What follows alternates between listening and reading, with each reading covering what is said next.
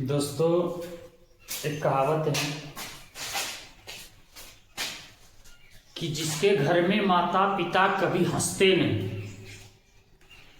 जिसके घर में माता पिता कभी हंसते नहीं, उसके घर में देवी देवता कभी बसते नहीं। चलिए अब अगला हम क्लास की ओर ध्यान देते हैं। हम आज जो पढ़ेंगे दर्पण, दर्पण के बारे में पढ़ेंगे। दर्पण यानी मिरर। दर्पण किसे कहते हैं? जैसे कि हमने परिभाषा भी इस पे लिख दिया। कोई भी चिकना एवं पॉलिशदार तल, कोई भी चिकना रहे या पॉलिशदार तल रहे जो प्रकाश के अधिकांश भाग एक निश्चित दिशा में परिवर्तित कर दे, एक निश्चित दिशा में परिवर्तित कर दे, उसी को हम दर्पण कहते हैं। जैसे मान लिया जाए हमने कोई दर्पण ले लिया, मान लीजिए दर्पण, ये दर्पण है। अब यहाँ से प्रकाश को हम मान लिया जाए गुजारते, इस पर लगाते हैं तो इस प्रकाश इस पर लगेगा और लगेगा अधिकांश भाग, मतलब अधिकतर भाग यहाँ से मान लो इधर चला है। यही है जो कि दर्पण कहलाता है। मान लो कोई अपने आप में 100% जा रहा है, इधर प्रकाश की किरणें 100% जा रही है और यहाँ इस पर टकराया, यदि 90% भी प्रकाश का किरण जो है विपरीत आ गया, परिवर्तित हो गया, तभी हम कहेंगे यह है जो कि दर्पण। दर्पण को भली भांति समझने के लिए कई जगह इसे 3 भागों में बांटा है, तो कई जगह 2 भागों में बांटा है। तो आते हम देखते हैं 3 भागों में बांटा है कि 2 भागों में बांटा है। मान लिया जाए हम खोखला गोला लिया, गोला। अभी दर्पण को हम जब भी रांगेंगे इस साइड रांग देते हैं, दायां साइड।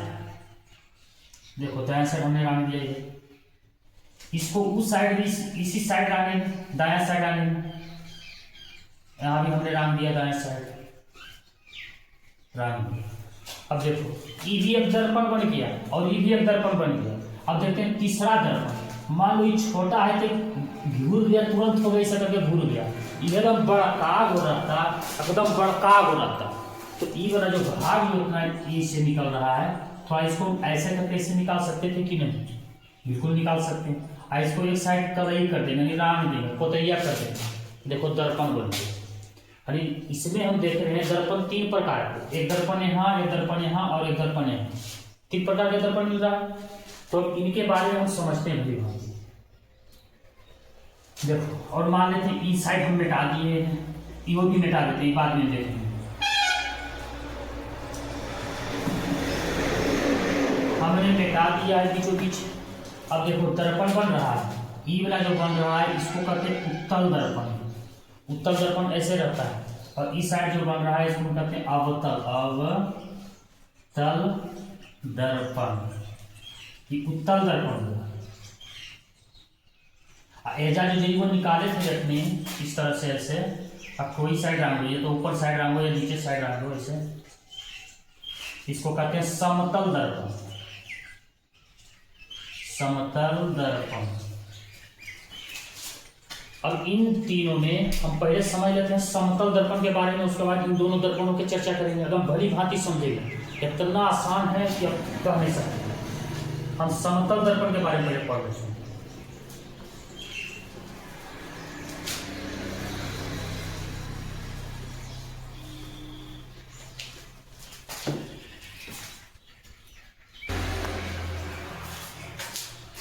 जैसा कि दर्पण को हमने 3 भागों में बांटा है, कहीं 2 जगह भी मिलता है, 3 जगह बांटा है। एक है समतल दर्पण, दूसरा में उत्तल दर्पण और तीसरा में अवतल दर्पण, जिसमें से हम अभी पढ़ेंगे समतल दर्पण के बारे में। तो समतल दर्पण कहते हैं किसे? जब कांच के किसी समतल प्लेट, जब कांच मतलब शीशा के किसी समतल प्लेट के एक ओर से पॉलिश होता है, एक समतल कोई प्लेट है, एक ओर से पॉलिश पोत वही हो गया, तथा एक ओर से प्रकाश को परावर्तित करे, मतलब एक ओर है जो कि पोत दो पॉलिश, एक ओर से जो कि प्रकाश इसे मारो, प्रकाश परावर्तित करो, वहां पर लग के टकरा के भाग जाए, परावर्तित करे। तो इस प्रकार के दर्पण को हम लोग कहते हैं समतल दर्पण। जैसा कि समतल दर्पण का एक फिगर हमने पा दिया, वो ऐसे फिगर, दोनों समतल दर्पण।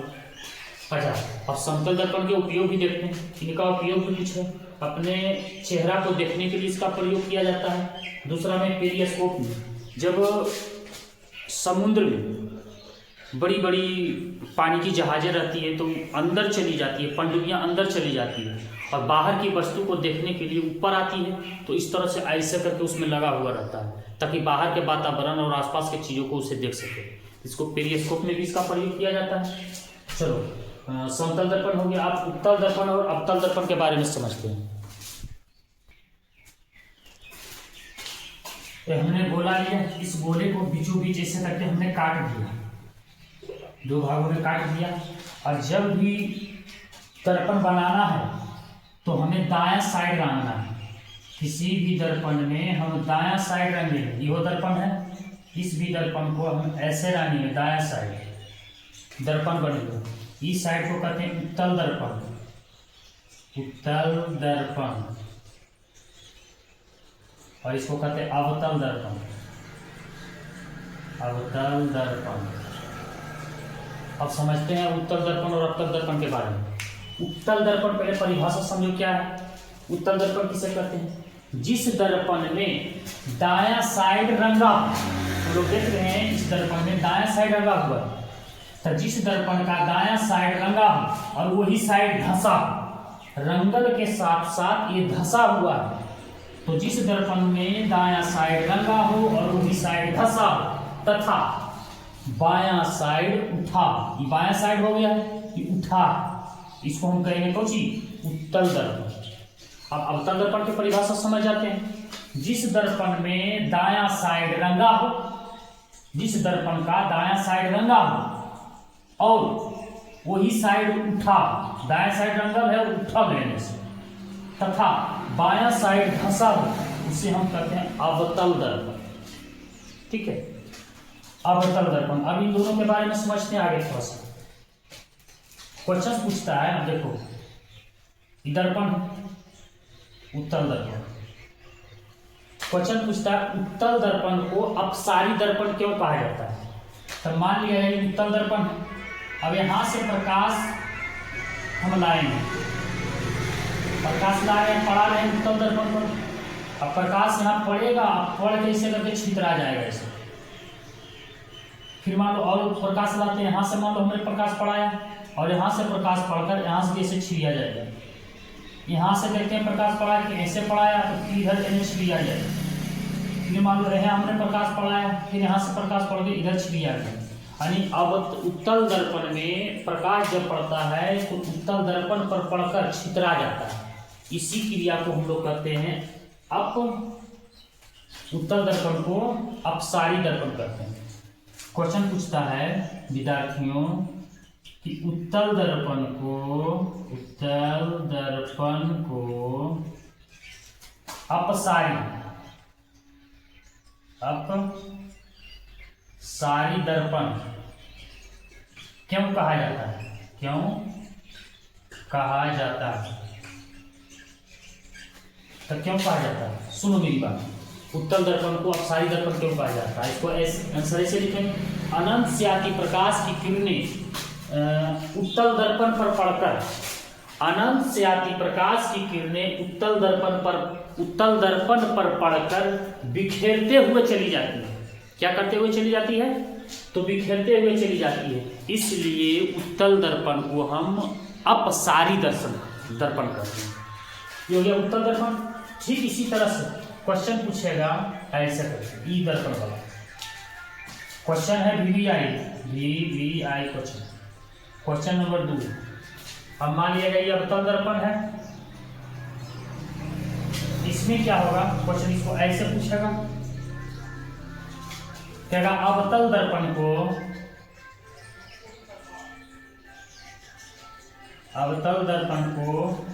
अभिसारी दर्पण क्यों कहा जाता है? अभिसारी दर्पण क्यों कहा जाता है? अवतल दर्पण को अभिसारी दर्पण क्यों कहा जाता है? समझते हैं इसको कि अनंत से आ रही प्रकाश की किरण ऐसे पड़ेगा अवतल दर्पण पर और अवतल दर्पण पर पड़कर ऐसे कर देगा। फिर इधर से मान लो यहाँ पड़ेगा अवतल दर्पण पे, यहाँ पड़ा, यहाँ से पड़ के फिर यहाँ से ऐसे चले आएंगे, आ गया इधर।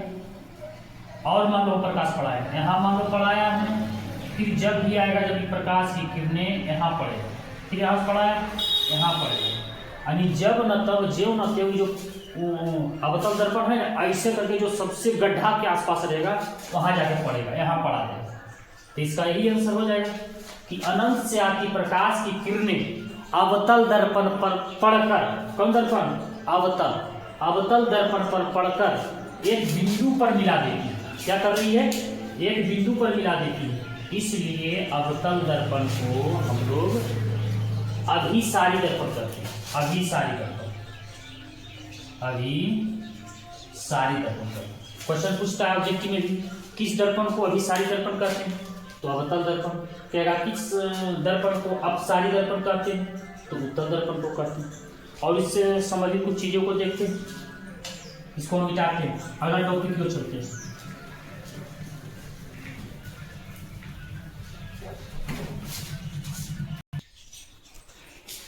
चलिए इन दोनों के बारे में, परावर्तक सतह के बारे में देखते हैं। क्वेश्चन पूछेगा उत्तल दर्पण की परावर्तक सतह कैसी होती है, तो देखो परावर्तक सतह मतलब होता है जहाँ प्रकाश पड़ती है।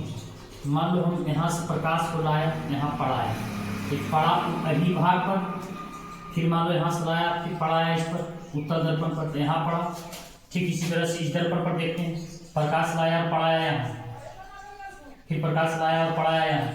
तो जिस जगह प्रकाश पड़ती है उसको कहते हैं परावर्तक सतह। क्वेश्चन पूछेगा उत्तल दर्पण की परावर्तक सतह कैसी होती है, तो परावर्तक सतह यहाँ पड़ा इला उठल, तो इला भाग जो है उठल है, तो उत्तल दर्पण की परावर्तक सतह कैसी होती है, आंसर हो जाएगा उठा। फिर इसी तरह से अवतल दर्पण की परावर्तक सतह पूछेगा, अवतल दर्पण की परावर्तक सतह कैसी होती है, देखो धंसा हुआ, इधर हो जाएगा कौन सी, धंसा। अवतल दर्पण की परावर्तक सतह कैसी होती है, तो धंसा, और उत्तल दर्पण की परावर्तक सतह कैसी होती है, तो उठा होती है। अब इससे आगे चलते हैं।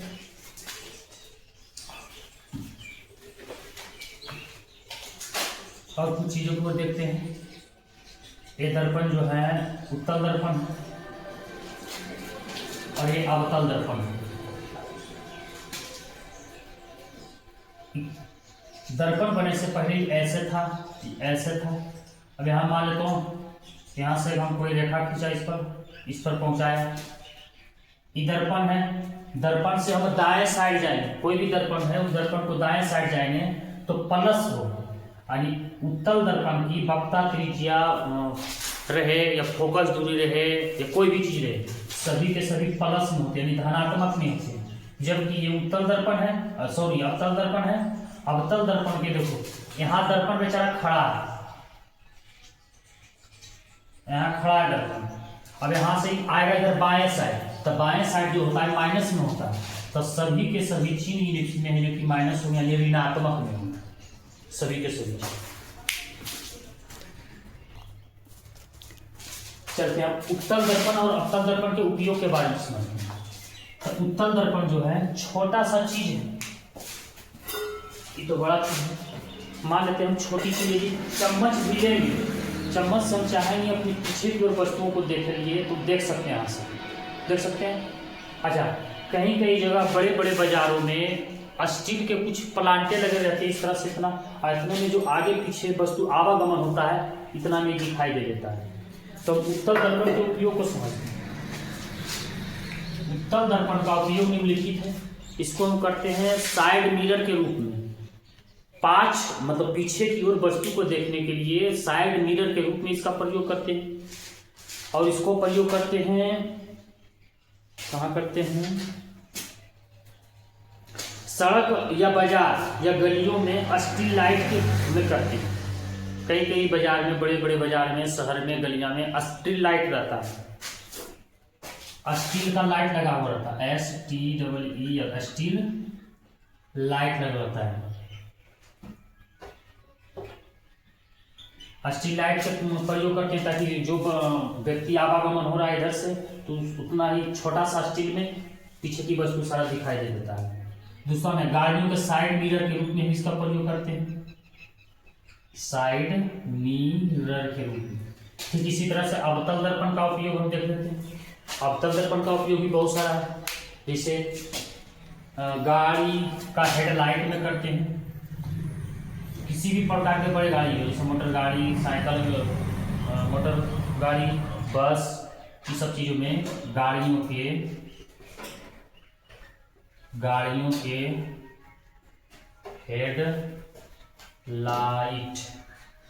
हेडलाइट के रूप में कॉमा टॉर्च जो लोग जलाते हैं उसमें भी है, जो कि लगा रहता है कौन दर्पण, अवतल दर्पण लगा हुआ रहता है। नंबर 2,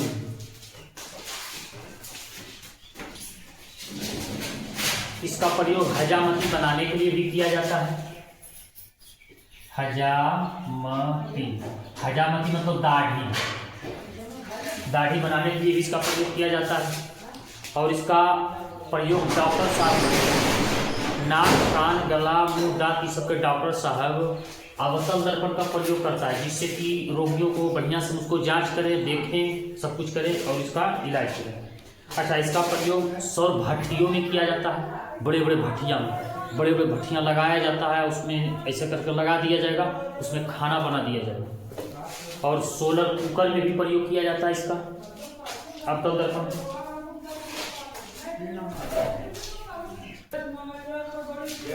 चलिए इसका प्रतिबिंब के बारे में बात करते हैं। तो प्रतिबिंब जो इसका बनता है आभासी बनता है, आभासी मतलब वास्तविक नहीं बनता है, देखने में प्रतीत होता है, आभासी बनता है, सीधा बनेगा। जब भी हम किसी वस्तु को देखेंगे मोटरसाइकिल से, जब सीधा हमारी गाड़ी के आसपास रहेगा तब वो दिखाई देगा, सीधा बनेगा अपन वस्तु से छोटा बनेगा। बड़ा वो ट्रक रहेगा और हम अपने मोटरसाइकिल में छोटा सा में है जो कि देख लेते हैं, इतनी वो रहता है, तो होगा क्योंकि आभासी बनेगा, सीधा बनेगा और वस्तु से छोटा बनेगा। ठीक इसी तरह से अवतल दर्पण का प्रतिबिंब देखते हैं, वास्तविक बनेगा। जब अवतल दर्पण में प्रतिबिंब बनाएगा तो वास्तविक बनेगा और उल्टा बनेगा। हम जानेंगे ऐसे, मुँह रहेगा आगे, उसका मुँह पीछे करके दिखाई देगा, ये आगे करेगा, इसका प्रतिबिंब। अब दर्पण सूत्र की चर्चा करें। किसी भी दर्पण में या तो उत्तल हो या तो अवतल, इसका सूत्र ये होगा 1/1 बराबर 1/u प्लस 1/v, जहाँ 1 बराबर फोकस दूरी, u बराबर वस्तु की दूरी और v बराबर प्रतिबिंब की दूरी। हालांकि एक सूत्र इसका और होता है, यदि फोकस दूरी दिया हुआ है, कुछ ना कुछ दिया रहे और त्रिज्या इसकी दिया हुआ है या वक्ता त्रिज्या रहे, तो एक सूत्र बनता है f बराबर r/2, ये भी एक फॉर्मूला बन जाता है इसका। तो